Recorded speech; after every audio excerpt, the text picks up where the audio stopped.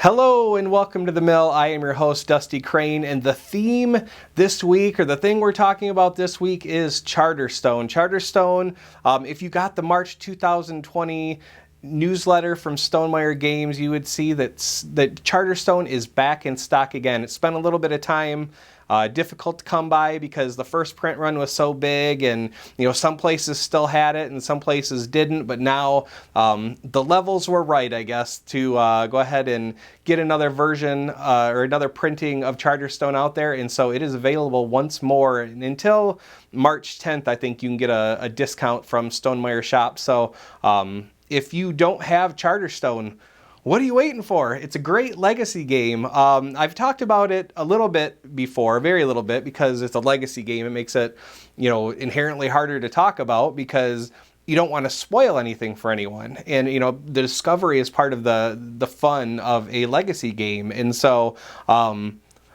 without going into too much, one of the things that I really, really like about Charterstone is that you can introduce people to, I don't think you want to introduce anyone to a campaign game, but you can really introduce people that are interested in a campaign game or a legacy game to Charterstone, almost regardless of their skill set, because it starts as a very simple worker placement game, and then as you open crates and make new discoveries, there's more to add to the game, and each game gets progressively more complicated. I wouldn't say that it ever gets complicated, but it gets more and more. There's more and more moving pieces. There's more and more to think about, more to do, and I like that.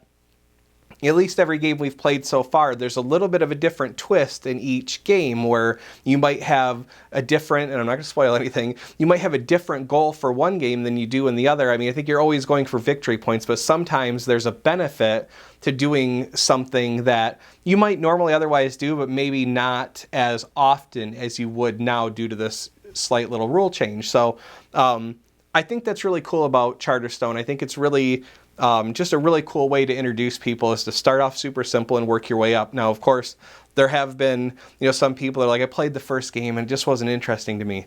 Well, it starts off super simple, then ramps up. And so I would say that to you. If you've played the first game and thought maybe it wasn't for you, just give it a shot.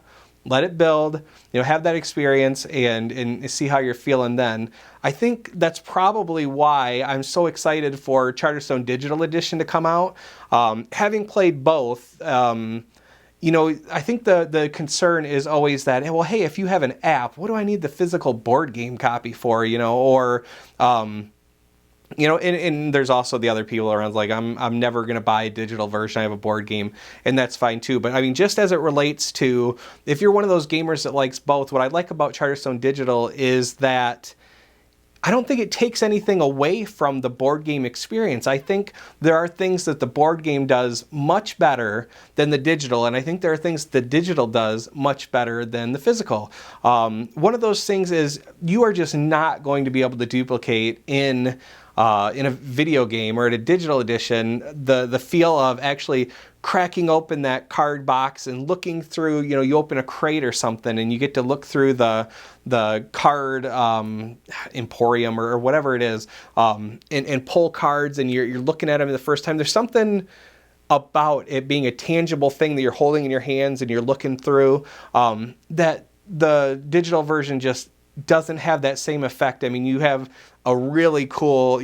open animation, think of like loot crates and stuff like that from, video games or something. And you see like the confetti and the light and all that. And there's a really cool effect when you do so, but there's just something about being able to open that, yourself and having that, in your hands. And another cool thing, that I think the digital does better is, I started my my campaign of Charterstone with my kids, and we've got, I'd say we're most of the way there. I think we have 2 games left, and one of my kids just feels like they really don't have a chance, and so it's not as fun as it was when they thought they were in the running to win everything. And so it's a little bit harder to work her up to playing the game, and I don't ever want to put them in a situation where playing games isn't fun or it's work to them. I don't want that to be, kind of what the feeling that they, relate to board games. And so it's been on the shelf for a little while. We did play a game a few weekends ago, and I really do hope to finish that campaign. But the thing that's nice about digital is I have AI to play against. I can play online. There's always people to get a game in against. And so that is definitely one of the pros of Charterstone. I probably could have played through 3 campaigns by now the last 3 weekends if I wasn't just swamped at work. That's another subject. You guys aren't in a therapy session or anything, so I won't get into that. But the last time that we talked about Charterstone Digital, I showed a couple of trailers for the new charters, and there's a couple more that have come out since. I thought I enjoyed doing that, kind of, experiencing that first view with you guys. And so I'm going to go ahead and do that again. We have new videos for the blue charter and the gray charter.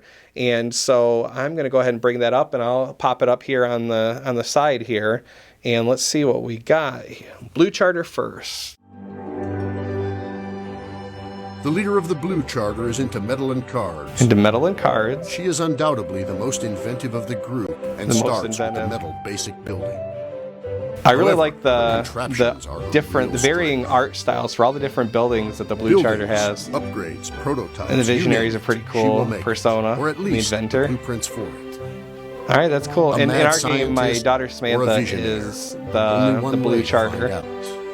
Which charter will you lead? I like the whole mad Digital. Scientist or visionary. You decide.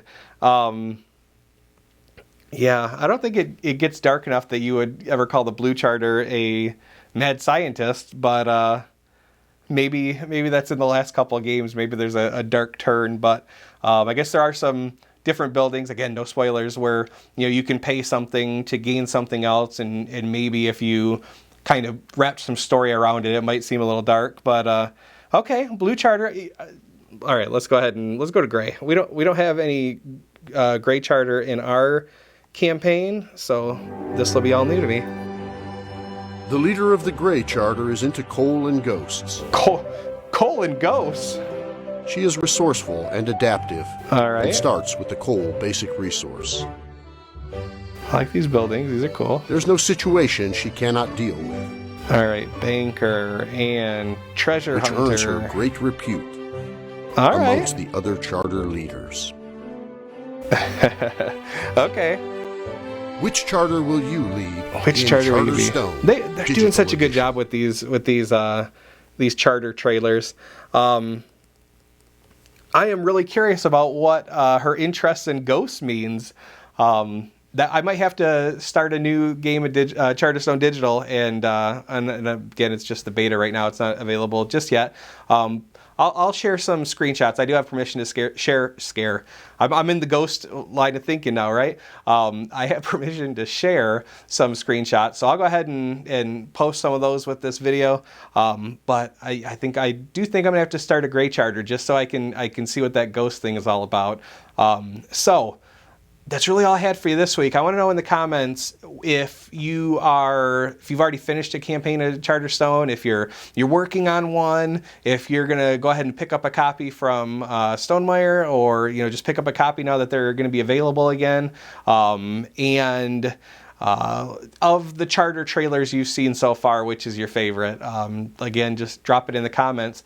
Again, that's all I have for you this week. I think next week maybe we'll look at the rest of the March 2020 newsletter, talk about what we've seen progress in since last month, and maybe what the rest of the year holds based on those previews. But hey, that's a video for another time. Until then, take care of yourselves and each other. Thanks for watching. Bye.